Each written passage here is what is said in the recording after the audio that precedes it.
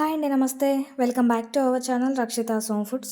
ఈరోజు వీడియోలో బనానా కేక్‌ని ఏ విధంగా తయారు చేసుకోవాలో, అది కూడా ఇంట్లో ఉన్న వాటితోనే సూపర్ సాఫ్ట్‌గా, సూపర్ మాయిస్ట్‌గా ఉండే బనానా కేక్‌ని ప్రిపేర్ చేసుకుందాం.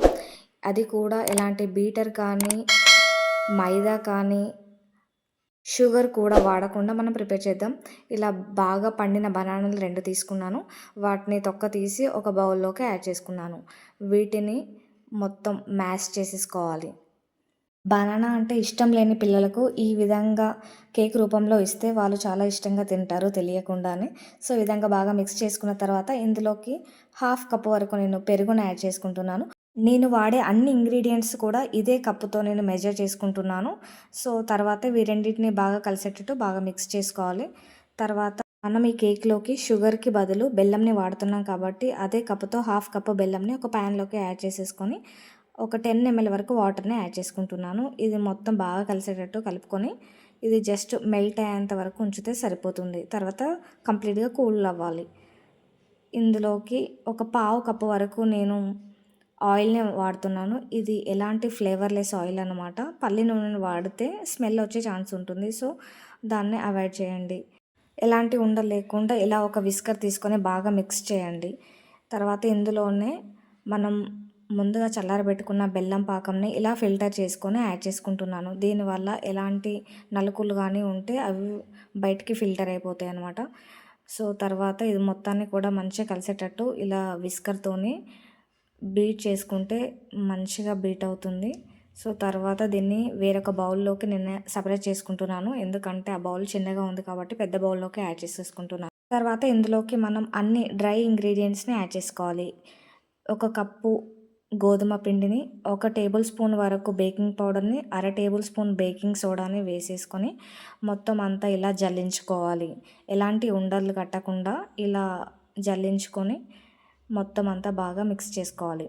ఇందులోనే వెనిలా వైట్ ఎసెన్స్‌ని వాడుతున్నాను. వీటిని ఒక స్పూన్ వరకు వేసుకుంటే సరిపోతుంది.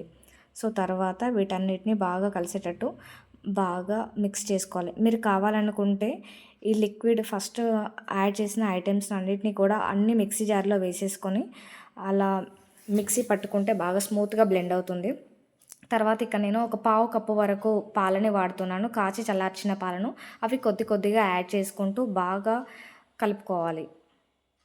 ఈ పాలనేటివి మన కేక్‌కి మంచి టెక్స్చర్‌ని, అలాగే మంచి కలర్‌ని కూడా ఇస్తుంది. తర్వాత బ్యాటర్‌ని ఒక స్పాచులా తీసుకొని ఇలా కట్ అండ్ ఫోల్డ్ మెథడ్‌లో మనం కలుపుకోవాలి. సో, ఈ విధంగా 2, 3 సార్లు కలుపుకొని ఇలా రిబ్బన్ కన్సిస్టెన్సీ వచ్చే విధంగా కలుపుకోవాలి. తర్వాత ఇక్కడ నేను బేకింగ్ ట్రే బదులు ఇలా అల్యూమినియం గిన్నెని వాడుతున్నాను. నేను ఎప్పుడు కేక్ చేసినా ఇందులోనే చేస్తాను. ఇదొక 8 ఇంచెస్ వరకు ఉంటుంది.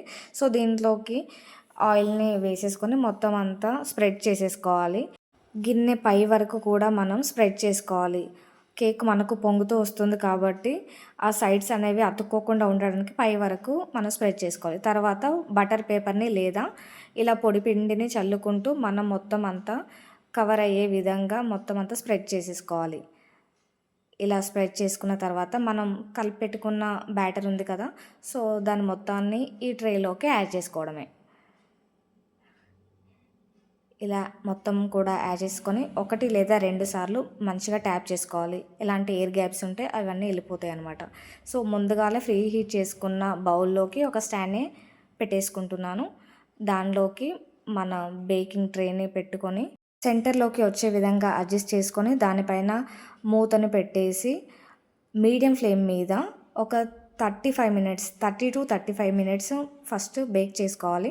ఆఫ్టర్ 20 మినిట్స్ తర్వాత మన కేక్ అనేది ఇలా వచ్చింది. మళ్ళా లిడ్‌ని క్లోజ్ చేసి నైఫ్‌తో గుచ్చి చూస్తే దానికి కొంచెం అంటుకున్నట్టుగా వచ్చింది కదా పచ్చి పచ్చిగా. సో, ఇంకొక 10 మినిట్స్ మనం బేక్ చేసేసుకోవాలి. సో, ఫైనల్‌గా మనకు కేక్ అనేది ఇలా రెడీ అయిపోయింది ఆఫ్టర్ 45 మినిట్స్ తర్వాత. సో, చాలా పొంగుతూ, చాలా సాఫ్ట్‌గా, చాలా మాయిస్ట్‌గా ఉంది కేక్ అనేది.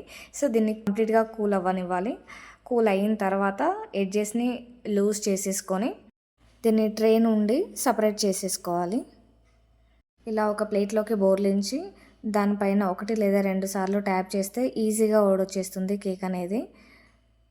చూడండి, కేక్ అనేది చాలా బ్రౌన్‌గా హోల్స్ పడుతూ చాలా మంచిగా బేక్ అయింది. లోపల కూడా చాలా సాఫ్ట్‌గా, చాలా మాయిస్ట్‌గా ఉంది. మీ ఇంట్లో పండిన బనానా ఉంటే వాటిని పడేయకుండా ఈ విధంగా కేక్ చేసి పెట్టేయండి. పిల్లలు చాలా చాలా ఇష్టంగా తింటారు. వీటిని పీసెస్ కింద కట్ చేసి వాళ్ళకి స్నాక్స్ బాక్స్‌లో కూడా పెట్టొచ్చు. చాలా చాలా టేస్టీగా ఉంటుంది. చాలా ఇష్టపడుతూ తింటారు. ఎలా ఉంది ప్రాసెస్ బావుందా? నచ్చితే మీరు కూడా ట్రై చేయండి. ట్రై చేస్తే ప్లీజ్ కామెంట్ చేయండి. అలాగే ఒక లైక్ చేయండి. అలాగే మీ ఫ్రెండ్స్ అండ్ ఫ్యామిలీ మెంబర్స్‌తో షేర్ చేసుకోండి. ఇలాంటి simple and easy quick recipes కోసం రక్షితాస్ హోమ్ ఫుడ్ ఛానల్‌ని సబ్స్క్రైబ్ చేయండి. Thanks for watching. బాయ్.